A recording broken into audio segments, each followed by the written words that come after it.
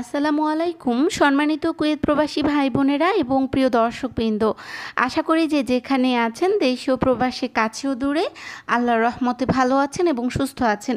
সবার সুস্থতা সবসময় কামনা করছি।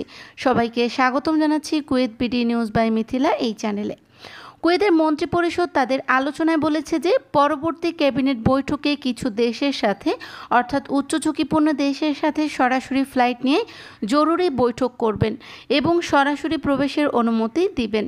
যেহেতু কুয়েতে গতকাল থেকে অর্থাৎ 15ই আগস্ট থেকে কিন্তু 100% কর্মী নিয়ে অফিসিয়াল কার্যক্রম পরিচালনা শুরু হয়ে গিয়েছে ইতিমধ্যে। কুয়েত বিমানবন্দরে 5,000 যাত্রী পরিবর্তে 7,500 যাত্রী প্রবেশের অনুমতি দেওয়া হবে। উচ্চ ঝুঁকিপূর্ণ দেশ মিশরের সাথেও সরাসরি ফ্লাইট পরিচালনার অনুমোদনের সম্ভাবনা রয়েছে। কুয়েতের আজই মন্ত্রিপরিষদে বৈঠক অনুষ্ঠিত হওয়ার কথা রয়েছে। যদি ফ্লাইট সম্পর্কে নতুন কোনো আপডেট আসে, বিশেষ করে বাংলাদেশের সাথে সরাসরি ফ্লাইট, তো অবশ্যই আমার পরবর্তী ভিডিওর মাধ্যমে আপনাদেরকে জানিয়ে দেওয়া হবে। তবে দোয়া করছি যেন বাংলাদেশের সাথে সরাসরি প্রবেশের অনুমতি দেয় কুয়েত সরকার, কেননা বাংলাদেশের অনেক প্রবাসীরাই কিন্তু অপেক্ষায় রয়েছে। সব কিছুই তাদের শর্ত কমপ্লিট হয়ে গিয়েছে। তো ইনশাল্লাহ দেখা যাক যে কী ধরনের সিদ্ধান্ত দেয় ফ্লাইট নিয়ে মন্ত্রিপরিষদ। এছাড়া কুয়েতের স্বাস্থ্য মন্ত্রণালয়ে যে প্রবাসীদের পাঠানো তথ্য, বিশেষ করে ইমিউন অ্যাপসে, তো সেটি 87.6% কার্যকর করা হয়েছে। তারই পরিপ্রেক্ষিতে 1,44,768টি সার্টিফিকেট অনুমোদন হয়েছে। যারা অনুমোদন পাবেন কুয়েতের স্বাস্থ্য মন্ত্রণালয় থেকে, তারাই শুধুমাত্র কুয়েতে ফিরতে পারবেন বা ফ্লাইটগুলোতে বসতে পারবেন বলে জানিয়েছে কুয়েতের সিভিল সার্ভিস কমিশন।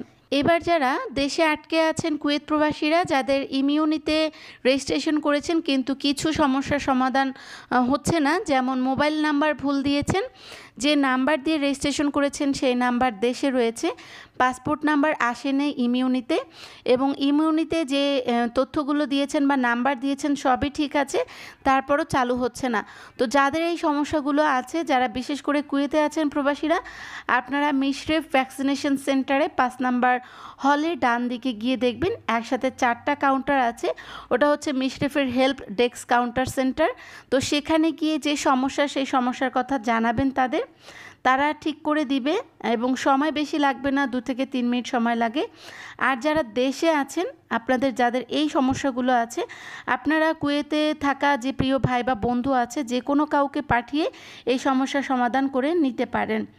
আর যাদের একান্তই কেউ নেই, তারা বাংলাদেশ ইন কুয়েত গ্রুপের যে নতুন গ্রুপটি রয়েছে সেখানে জয়েন হবেন যারা জয়েন নেই, এবং জয়েন হওয়ার পর সেই গ্রুপের যে মেসেজ ইনবক্স রয়েছে সেখানে আপনাদের পাসপোর্টের কপি, পতাকার কপি, মোবাইল নাম্বার এগুলো মেসেজ করে দিবেন।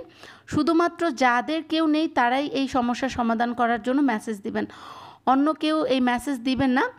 আর কারো যদি ব্যক্তিগত নাম্বারে মেসেজ করেন বা অ্যাকাউন্টে মেসেজ করেন, তাহলে কিন্তু এই সমস্যা নিয়ে কাজ করা হবে না।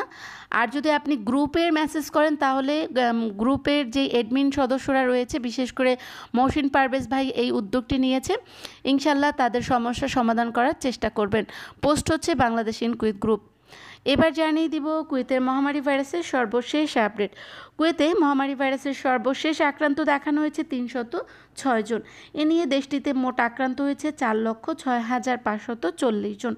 সুস্থ হয়েছে নতুন করে 606 জন। আলহামদুলিল্লাহ, মোট সুস্থতার সংখ্যা 3,97,247 জন। মৃত্যু হয়েছে 3 জনের। ইন্নালিল্লাহি ওয়া ইন্না ইলাইহি রাজিউন।